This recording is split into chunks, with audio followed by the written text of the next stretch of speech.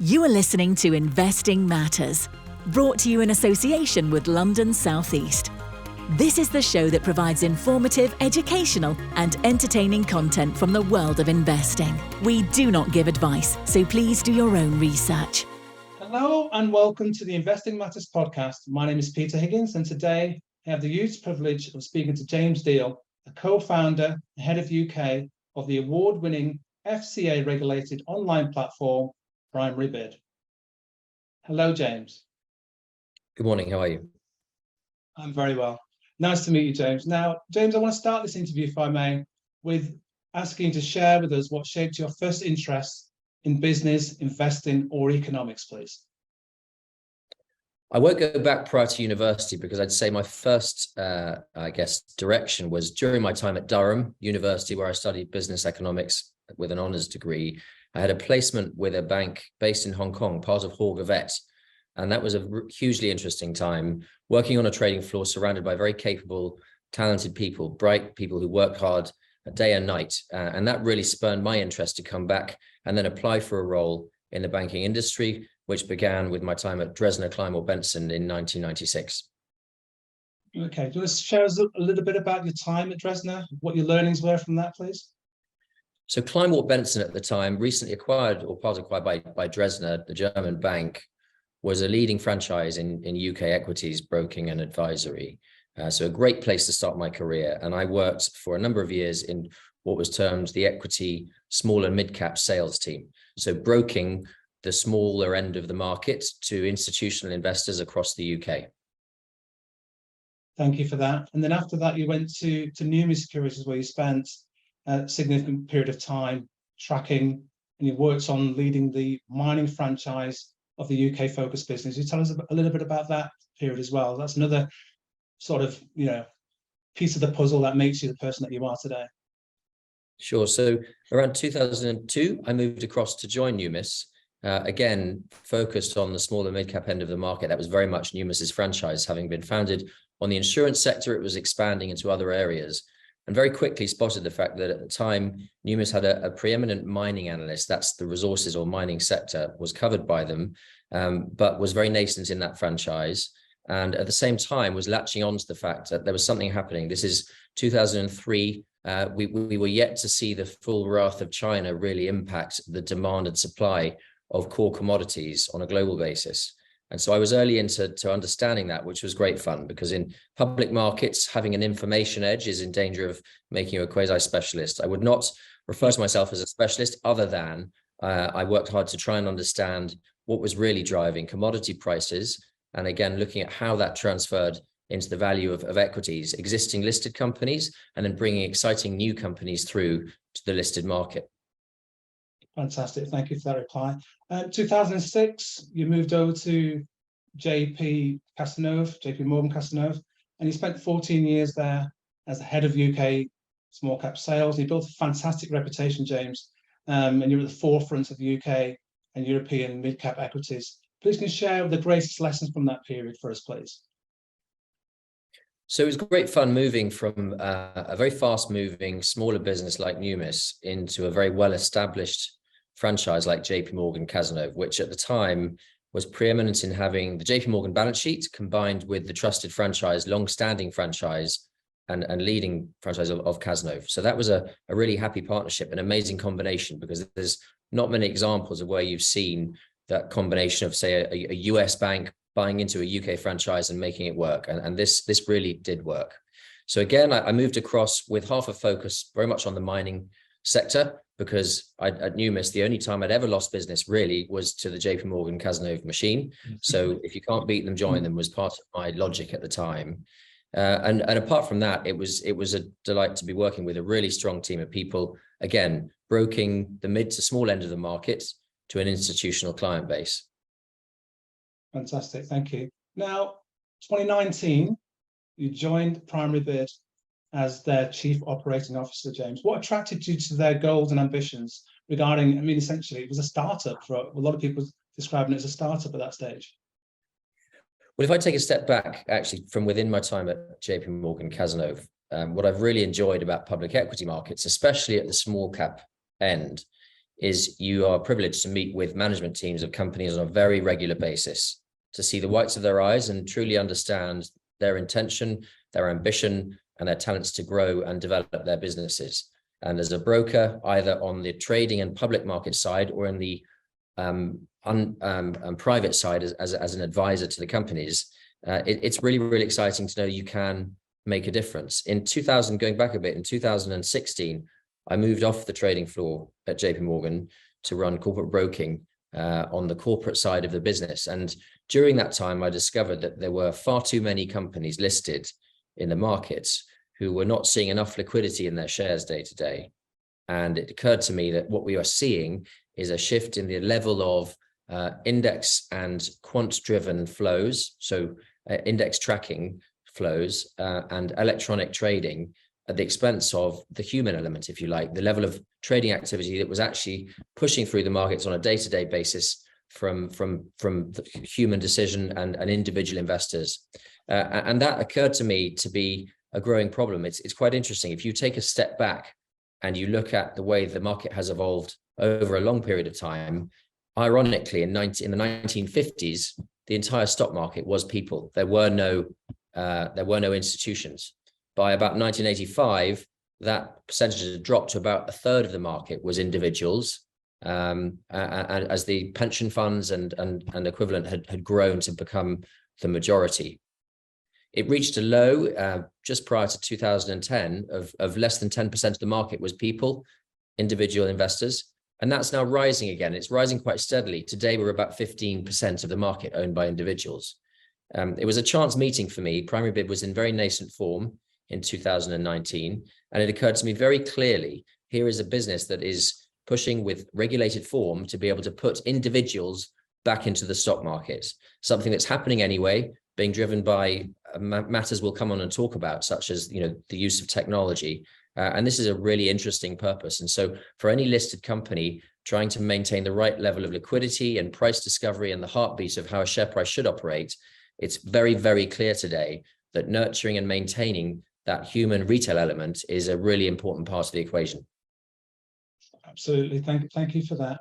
Now, please share with us, you've touched on some of it already there, an overview of the PrimaryBid global offerings. Now, some people think it's UK, but it's a global offering that you offer there. Sure. So a little word on PrimaryBid. I hope most people are familiar with our business. Ironically, as I've sort of mentioned, we are using technology to help put human beings, put people back into the market. And we're doing that here in the UK, where we were founded.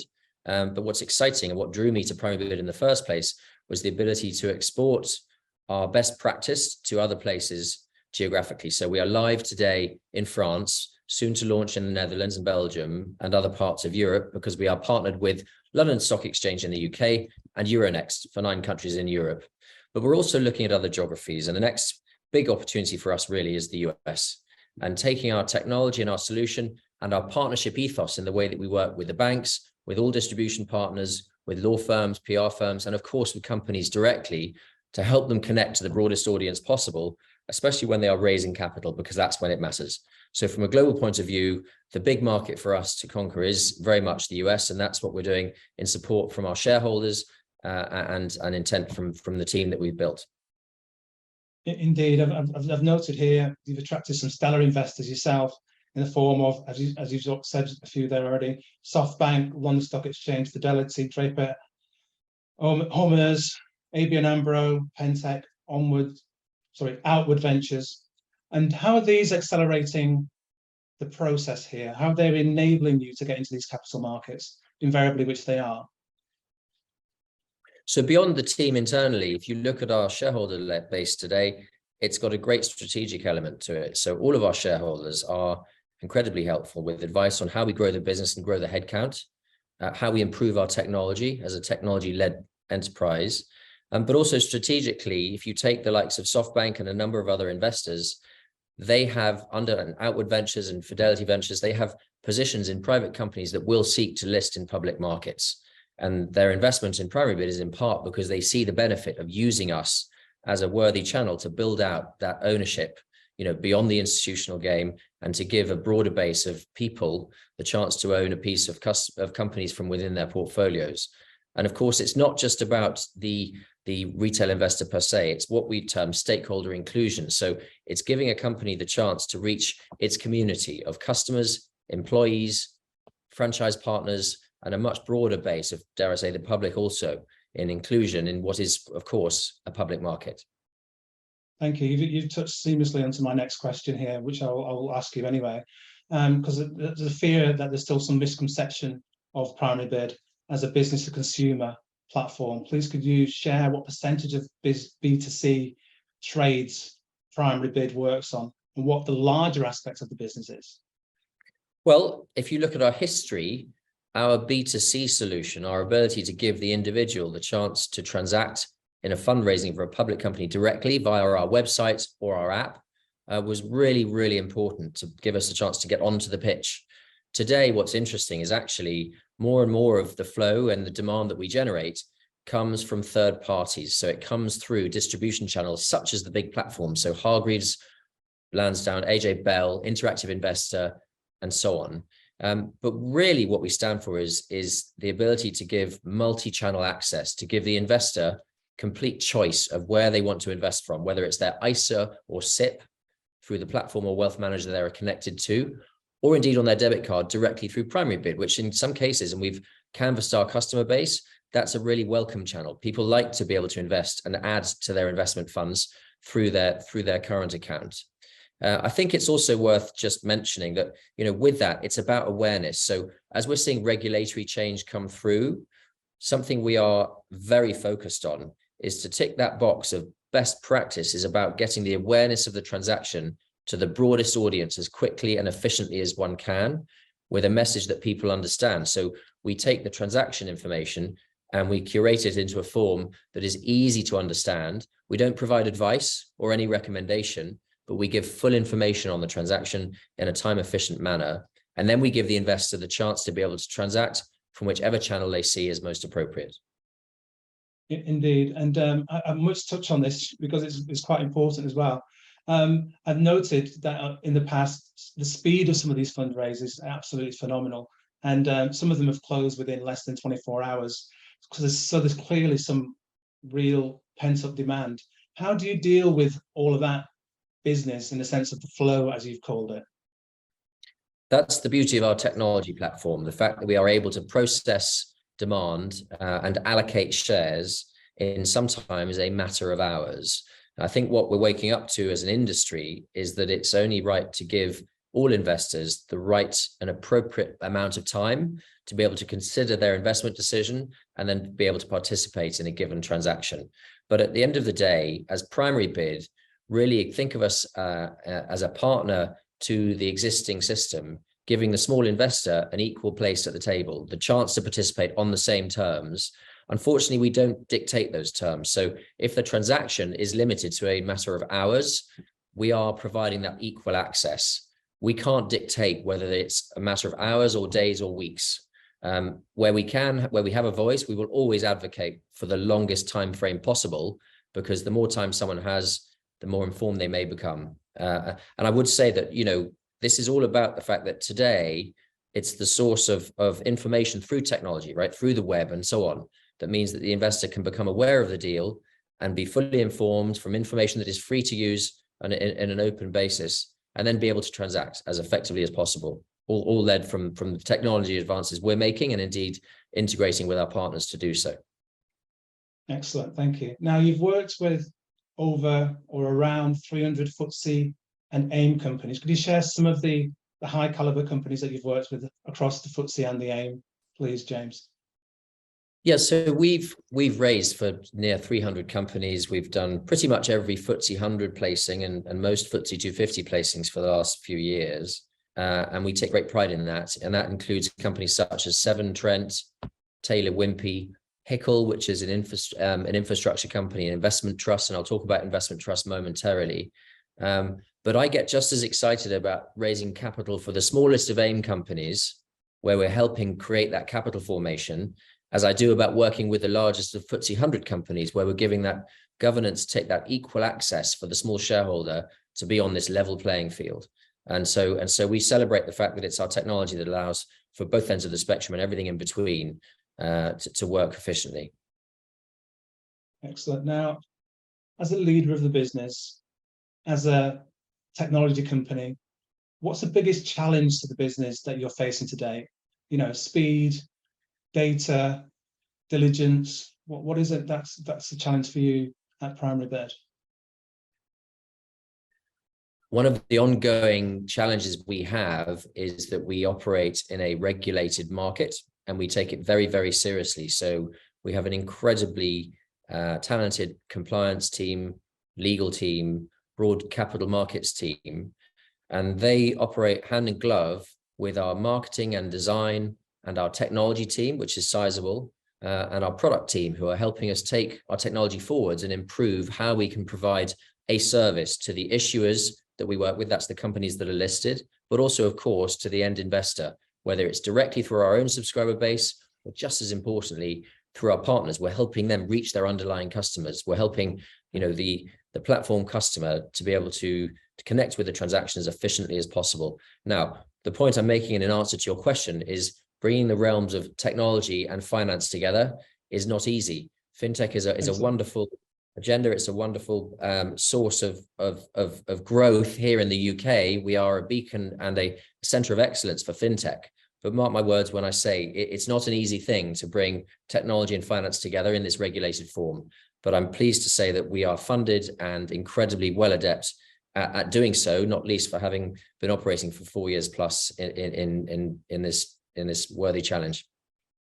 Indeed, and then that goes to my next question, James, really. And what has surprised you the most about PrimaryBid's growth and the adaptation of its platform?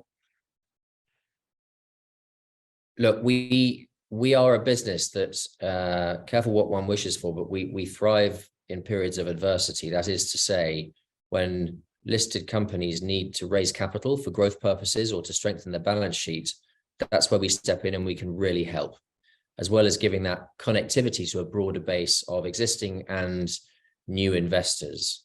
And I think it's interesting.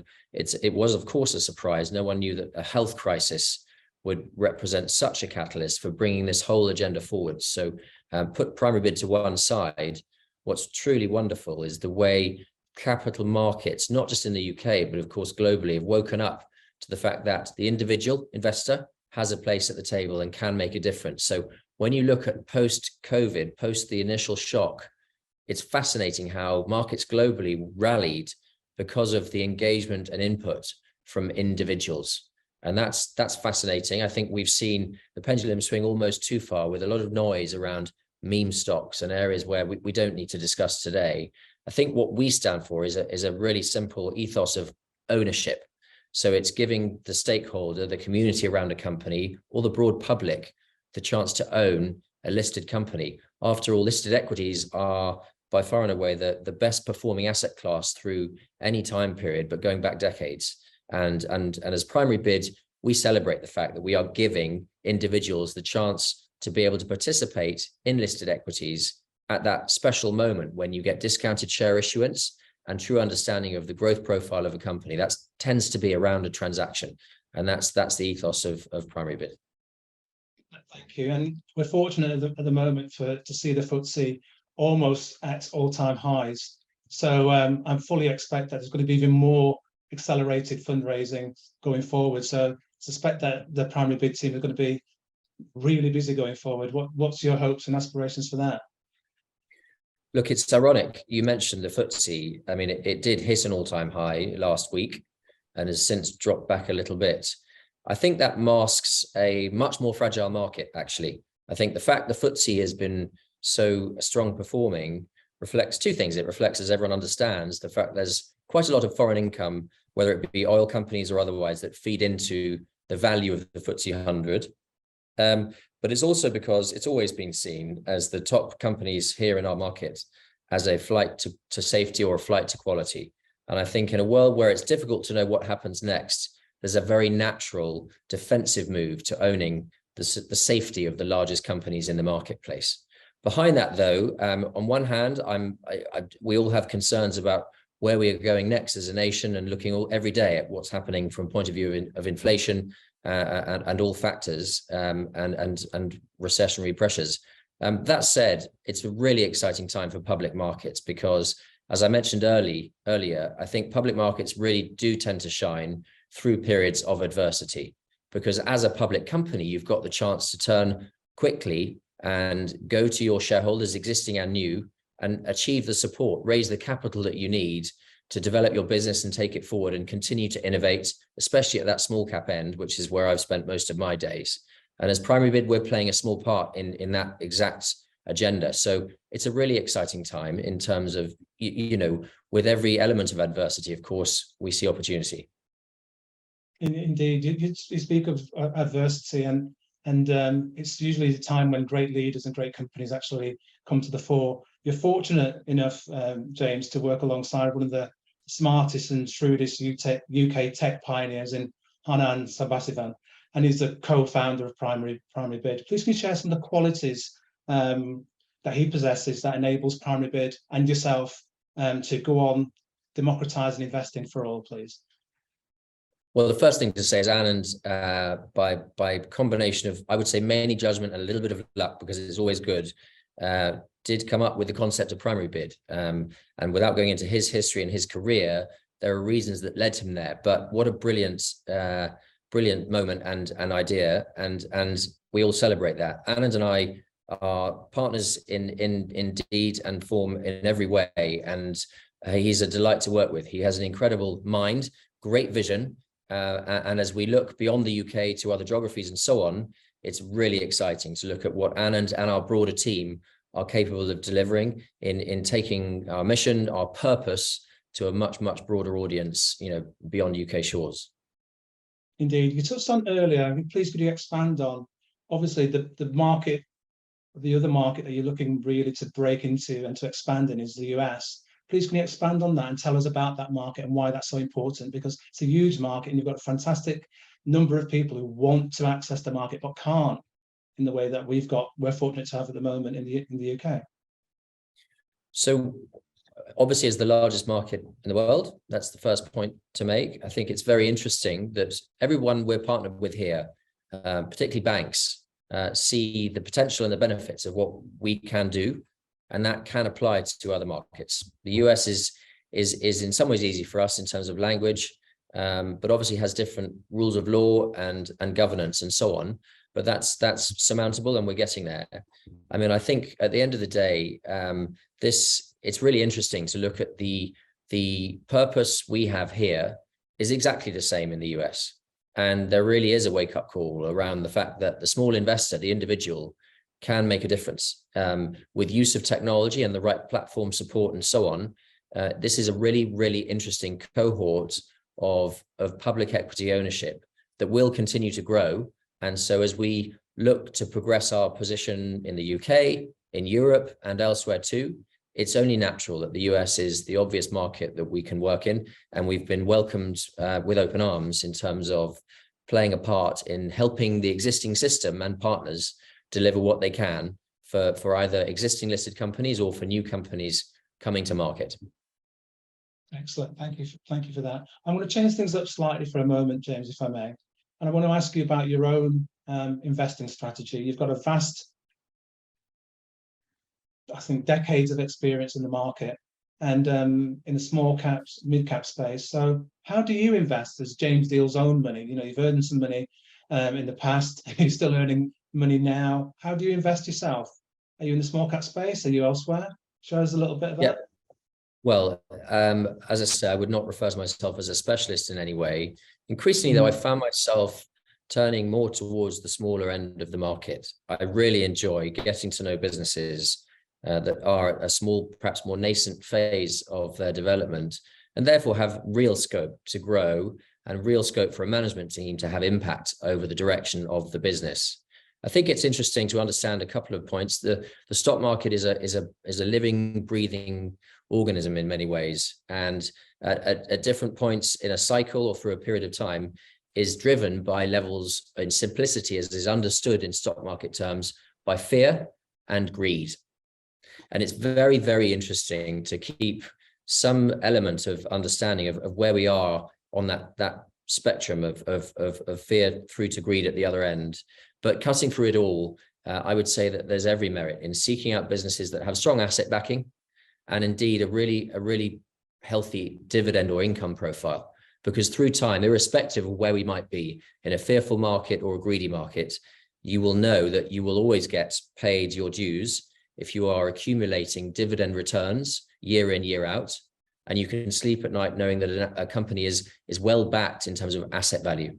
And interestingly, I find myself turning more and more away from single stock equities towards investment trusts, which is a wonderful sector in the UK. We have 300-400 investment trusts listed, all publishing an NAV on a regular basis, a lot of them delivering a really good income profile, and they represent investment portfolios that you otherwise cannot touch in public markets or indeed therefore private markets. And so for the individual, it's very, very applicable that you've got very high levels of diligence, as I say, strong reporting on asset value and the NAV of the trust. They're highly liquid and a really clever way of being able to squirrel away returns and grow one's pension pots or savings pools for the future. Indeed, I've interviewed two of the individuals from the Association of Investment Companies, and we've talked about dividend heroes, and I'm sure you've got some of those in your portfolio. Can you just touch on and expand on it, please, James, regarding the compounding of the dividends and why that's so important for investors to invest long term? Essentially, as well, when they're accessing some of these offerings from PrimaryBid to look at the companies, do they offer a dividend, etc.? Well, we don't select which companies we raise capital for. We are open access. As I mentioned earlier, we provide no advice or guidance on recommendation.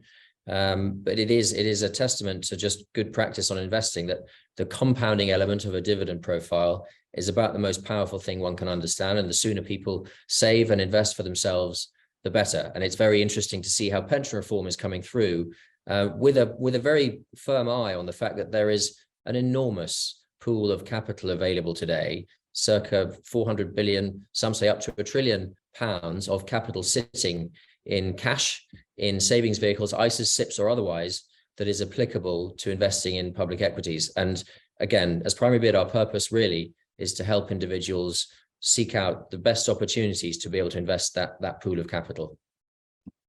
Thank you. Now, James, what's been your greatest investing lesson to date, and how have they shaped your investing philosophy? I think it's really important to understand at moments of exuberance, when you've got that sort of greed element feeding into market practice, to remember that no one is an expert, and to keep sight on a few home truths, such as sticking to the discipline of whether it be a dividend profile or asset backing or whatever is a preferred investment strategy. I mean, in terms of my own experience of such, I think it's fair to say, like most people, there's a growing awareness of what it means to invest in what we believe in, whether it's a sustainable future for the world around us, or companies or brands or businesses that we respect and are closely affiliated to. And I think that makes a lot of sense, especially if one understands the products that we are using every day. I think everyone would wish that they'd really latched on to owning Apple shares once they understood the brilliance of the product. And that is an amazing story in its own right. For my own part, I do enjoy investing in companies through PrimaryBid, in fact, that we've raised for FTSE 100 and downwards, where we have a strong affinity to the brand. So for us, a triumph, for instance, was Ocado. Ocado is a service I've watched and seen develop and grow over many years. I helped float the company in my past life. And I do enjoy the fact that as PrimaryBid, we are giving the Ocado customer who has that smiley face deliver their groceries on a regular basis, we're giving that customer the chance to be an owner of the business, to be part of the growth story and the further development of the company. Right, James, we've got a couple more questions, so I'm just going to go ahead and ask you these other questions now. James, if you could recommend one business book and one investing book, which would they be and why, please? Okay, good question. I like the fact there's been no preparation on this. Look, I'll give one simple answer because I think it answers on both counts, and that is a book called 4,000 Weeks, which is really assessing the fact that the average lifespan of a human being is around 4,000 weeks, which when you look at it and think about it is not a long time. And it does focus the mind on making sure we not waste a single moment, whether it be in the working day or indeed our life outside of the office, and understanding how one prioritizes time between the two is all too important to be efficient in and out of the workplace. So I recommend that as a read for anybody, both for business purposes and in general life. Now, on that note then, how do you maintain your business and your physical well-being regarding all of the demands that are upon you throughout the days and the weeks and the years of your life? What's your tip regarding maintaining that balance? So what immediately springs to mind is the fact that we built PrimaryBid. Our greatest period of growth was during the pandemic, and working from home was very much the norm.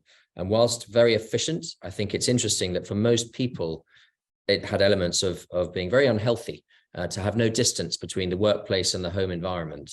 And so what I've discovered is that whilst I am in the office most days now, probably 4 days in the average week, I find that time to get to the office is crucial to be able to settle the mind in terms of transitioning from a work environment to a home environment.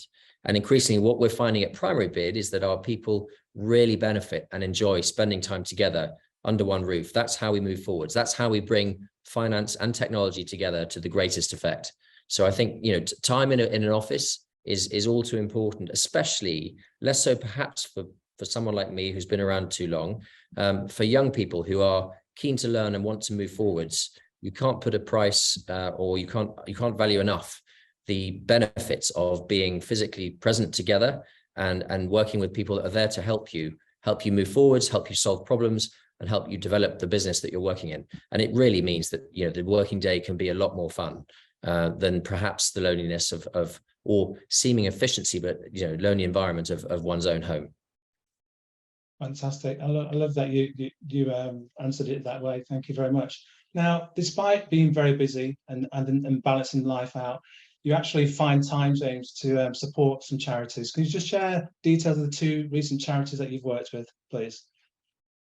Yes, the Winchester Shelter is a charity that's close to home for me physically and in terms of location, and is really effective. Voluntary attendance from its support base to help lift people off the street and into shelter, and very effective in follow-up with those people and dealing with mental issues as well as the physicality of not having somewhere to live. So I'm really enjoying that, and that is often an overnight agenda, but a fantastic charity. And then secondly is a charity called A Chance to Shine, which is amazing. It's using cricket. It's taking cricket as a medium to help particularly young people in troubled communities to use the game to help build social skills and help them open their minds to the support of what sport and camaraderie and community can do to bring people forwards. So as I say, I think A Chance to Shine is interesting. Cricket is a wonderful game. It has a global footing. And so both in the UK and beyond, A Chance to Shine is a really effective and celebrated charity for that. Right, and I love the fact that you're still finding the time to support charities. I think it's very important that we all do as much as we can to help those in difficult communities. Now, James, I've got one final question for you, and I'm always going to be cheeky with my final question, so bear with me here on this one. PrimaryBid are helping 300 plus companies raise money globally now. Obviously, there's going to be talk about PrimaryBid raising their own money for an IPO. Could you share anything? Can I get a scoop here regarding future plans for an IPO of PrimaryBid, please? We've raised capital several times. We are fortunate to have a very strong balance sheet, having raised circa $250 million for our own purposes to date. On one hand, it would be a really natural, a really wonderful thing for PrimaryBid to be listed in the public market, to give our subscribers and the broader audience that we serve the chance to own a piece of our business.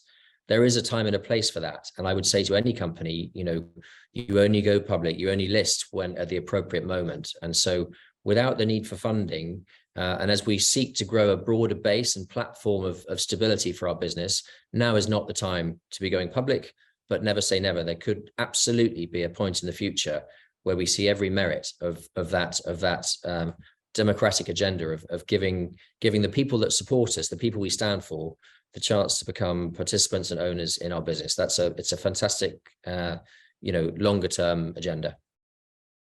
Thank you. Oh, okay, I'm going to ask one more question. I'm going to be cheeky now. Regarding AI, machine learning, how are you going to advance and keep up with the speed of all of the technologies out there to enhance and grow and expedite the growth of PrimaryBid? Because everything's technology-led these days, and you guys are at the forefront of that. It's a good question, and we're really excited by what we are doing today from a point of view of AI as we grow our database and therefore our sources of data. It's becoming really, really interesting to look at how we can use that data to help the businesses and customers we serve and the industry around us. So, our predictive ability to look at the demand we will generate on a deal is very accurate, and that will only get better with every transaction that we do. And that means we can play a very valuable hand in helping the investment bank or the company that we're raising for achieve the right outcome in terms of best possible and most efficient outcome on a fundraising.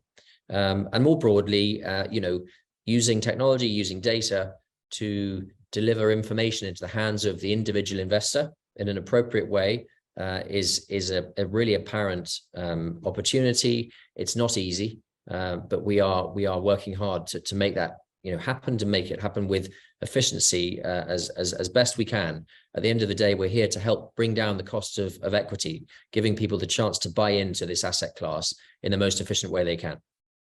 Thank you. That was James Deal, the co-founder and head of the UK business. Oh my gosh, this is what happens when I do these things with no one there. Sorry, Em. That was James Deal, co-founder, head of UK of the award-winning FCA-regulated online platform, PrimaryBid. Thank you, James. Thanks, Peter. Thank you for taking the time to listen to Investing Matters. Be sure to check out the London South East website for free tools and info to research your next investment. You can also join in the conversation on our social media channels. And don't forget to subscribe to our YouTube channel for more content, including our CEO interviews. Catch you next time.